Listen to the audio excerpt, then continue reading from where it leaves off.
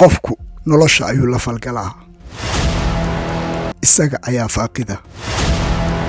Isaga ayaa nolosha waraysta. Dhibaatadiisa ayuu ka waraystaa. Baahidiisa ayuu ka waraystaa. Ugu dambayna jawaabta ayuu soo helaa. Intaas ayaana xasilisa. taasina waa halganka ay shaqsiga uga baahan tahay nolosha si uu uga miro dhaliyo riyooyinkiisa.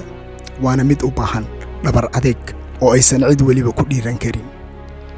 geedka taagan keligii meel ban ah wuu ka adag yahay geedka taagan kaynta dhexdeeda, sababtoo ah geedka keli ku ah banka waa in uu xididadiisa si qoto dheer dhulka ugu dhidbaa si uu isu kaafiyo dabayluhuna aysan u waxyeelayn. marka ay noloshu adag tahay duufaan ayaa kacda. dhammaan inta maanta maanka ku haya rajo dhigis ha rajo dhigina. hadda waad uga dhowdihiin hadafkiinna sida aad moodaysaan. waa in aad keligaa u istaagto riyadaada una halganto. waa middaas ta kuu suurtagelin amaba ku horseedi in aad yeelato shakhsiyad labalafood ah. u dagaalan riyadaada. hano nolosha aad ku taami. lana soo bax shakhsiyaddaada dhabta ah. anigu waxaan dagaal ugu jiraa una halgamaa halkii ii gaarka ahayd ee naftayda ku weyn. sidii aan ku gaari lahaana waa mid aniga iiga baahan in aan naftayda la khalweeyo, maskaxda aan shiilo. sidii aan ku gaari lahaana aan gunteeda gaaro. cidna uma baahno in loo tilmaamo waddo aysan cidi hore u marin. halgankaygu wuxuu ii horseeday dabeecad taasi oo dadka badankood aysan gunteeda gaari karin. meesha aan aadi waxaan aadaa keli.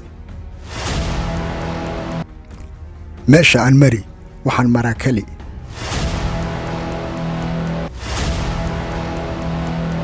sida yeyda gooni u socodka ah.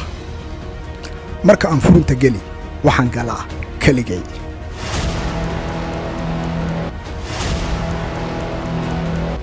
ma ihi hoggaamiye mana ihi raacsane.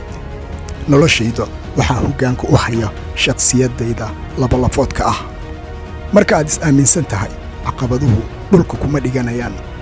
marka aad is-aaminsan tahay ma jirayaan caqabado aadan ka gudbi karin. marka aad is-aaminsan tahay waxaa isbeddeli habka oo dhaahda weedhahaaga. beddelka ma awoodi. waxaad ku dhawaaqi waan awoodaa.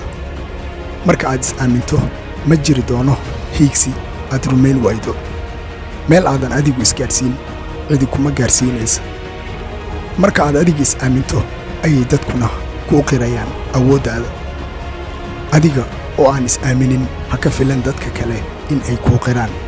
marba haddii uu ficil ku lamaan yahay hadafkaaga, markay ahaataba waxaad u dabaaldegi doontaa rumaynta riyooyinkaaga.